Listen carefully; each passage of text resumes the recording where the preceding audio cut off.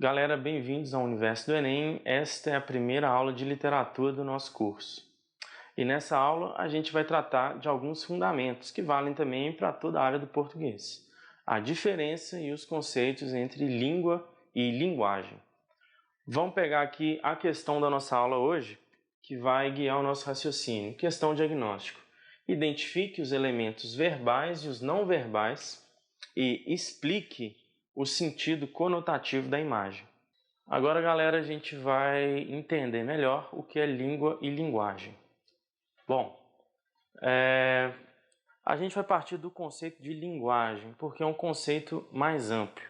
A língua, ela está inserida numa maneira de falar ou de se expressar.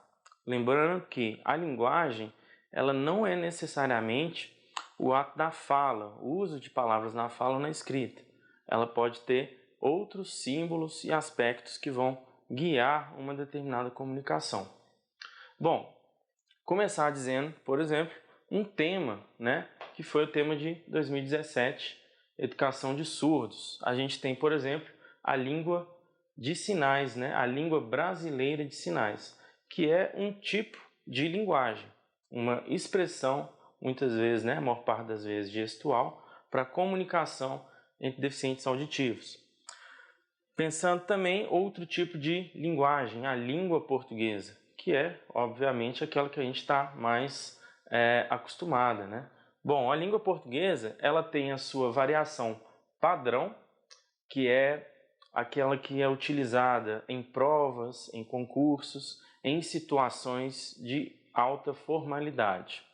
Bom, aí vem uma questão interessante para a gente. Por que a língua padrão ela é importante, Alguns alunos às vezes se perguntam, tirou ponto por conta de uma vírgula, tirou ponto por conta de um acento.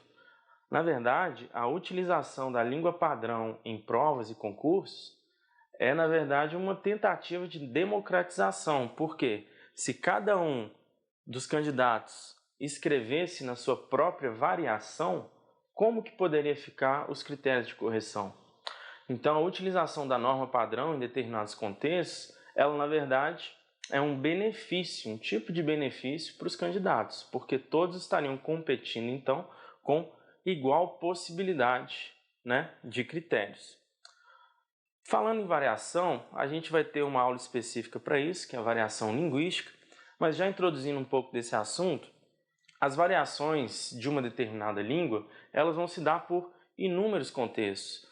Então, para ilustrar um pouco, a gente tem variações regionais. Na minha terra, por exemplo, em Minas, a gente fala, por exemplo, mandioca. No norte de Minas, na Bahia, eles já chamam isso de macaxeira. Às vezes, a diferença é tão grande de uma língua, do uso da língua de um estado para o outro, de uma região para outra, que já começam a se criar os dialetos.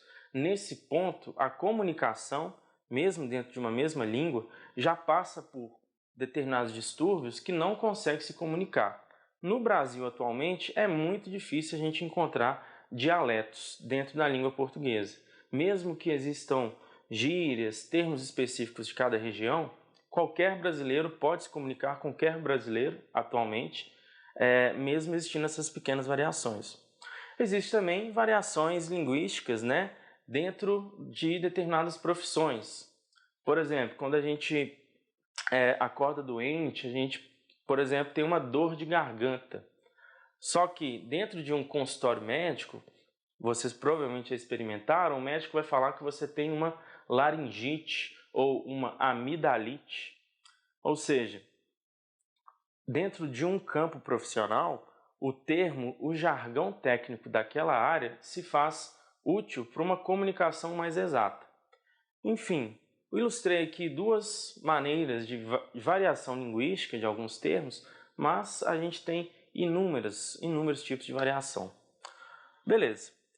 Outra classificação interessante para a linguagem. A gente vai ter a linguagem verbal e a linguagem não verbal. Significa que a linguagem verbal é aquela linguagem que atravessa as palavras escritas, seja palavras do português ou de qualquer língua, contanto que estejam letras e as palavras organizadas. A linguagem não verbal é a linguagem que prescinde de gráficos, de grafia com palavras. ou seja, é um tipo de linguagem que se faz com desenhos, símbolos, beleza? Normalmente, em internet, por exemplo, a gente vai ter muito uso dos dois tipos de linguagem simultaneamente. Dentro do contexto, dentro do conceito de linguagem, a gente ainda tem as suas classificações quanto ao sentido. Primeiramente, é bom guardar o sentido denotativo, significa o sentido literal, o sentido do dicionário. É quando a palavra é usada no seu sentido próprio, sem metáforas ou extrapolações do seu sentido mais dicionarizado e estabelecido. Por outro lado, o sentido conotativo, ele aparece quando o autor ele quer atribuir a uma determinada frase ou palavra um sentido que vai além daquele já estabelecido pelo uso daquele termo. Muitas vezes nós usamos o sentido conotativo e nem percebemos. Por exemplo, quando você almoça ou janta e come muito mais do que você deveria, né? Você fala, pô, comi até explodir. Na verdade, você não explodiu. Ou seja, o explodir no sentido denotativo, provavelmente você estaria morto agora. Mas, na verdade, você usou o conotativo. Por quê? Embora você não tenha explodido, mas é como se fosse. Ou seja, você extrapolou o sentido denotativo para dar uma ênfase no seu discurso. Ok? Bom, com isso, com essa aula, a gente é capaz de introduzir agora um conceito muito importante para as próximas aulas, que é o ato comunicativo. Isso fica para as próximas aulas, agora vamos resolver aquela questão que eu introduzi no início da aula. Galera, então como a gente viu aí ao longo dessa aula, a gente tentou entender aí os aspectos verbais, os não verbais, o que é uma linguagem denotativa, conotativa. Bom, vocês têm uma imagem aí na página Artes e Depressão, cujo título é Dia Internacional da Felicidade. E embaixo, sorria. E na tela a gente tem uma menina, talvez uma adulta já, com não exatamente um sorriso, né? Parece mais uma cara de desprezo. Então vamos lá. Identifique os elementos verbais e os não verbais. Essa é a parte tranquila. Por quê? Os elementos verbais claramente são aqueles elementos em que se usam palavras. Então a gente tem o início da frase, Dia Internacional da Felicidade, e lá embaixo sorria. Esses são os elementos verbais. Os elementos não verbais é todo o resto que compõe o quadro. As cores, o personagem em questão, a relação entre todos os ângulos desse quadro. Esses seriam os elementos não verbais. Beleza. Agora, explique o sentido conotativo da imagem. Ou seja, então a gente tem um sentido denotativo, mas a gente também tem um sentido conotativo nessa tela. O sentido denotativo seria Dia Internacional da Felicidade. Essa tela se remete, esse recado, vamos dizer assim, se remete ao dia 20 de março. Então não tem aí uma extrapolação do sentido literal. No entanto, na frase de baixo, no trecho de baixo, tem um sorria.